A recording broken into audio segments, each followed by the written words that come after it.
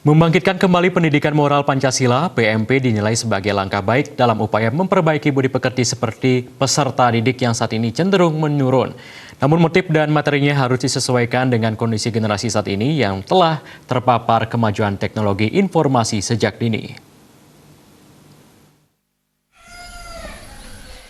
Masalah budi pekerti saat ini menjadi perhatian semua pihak, tidak terkecuali pemerintah pusat melalui Kementerian Pendidikan yang berencana kembali membangkitkan mata pelajaran pendidikan moral Pancasila PMP.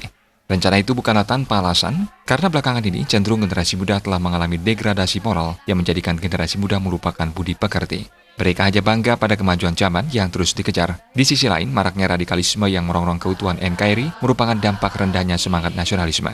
Bercermin terhadap kedua hal tersebut, PMP sebaiknya kembali dibangkitkan.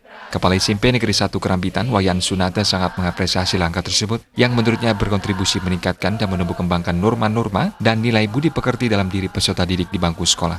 Masa sekolah adalah masa untuk menuntut dan mempelajari ilmu pendidikan yang mempengaruhi fondasi anak-anak dalam menghadapi masa depan. Oleh karena itu, pemberian pendidikan PMP ini menurut Wayan Sunata adalah langkah yang tepat.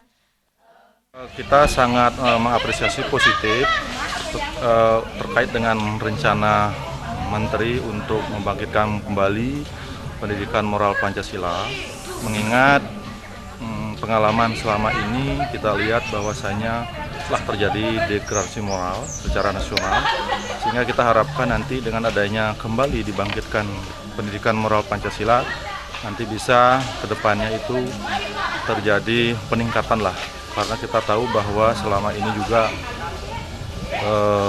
siswa kita itu telah meniru hal-hal yang kurang baik karena cenderung dalam usia yang masih pra-remaja, biasanya yang negatif thinking mereka itu, sehingga diharapkan nanti tidak terjadi kembali degradasi moral, dan itu barangkali merupakan kelanjutan dari penguatan pendidikan karakter.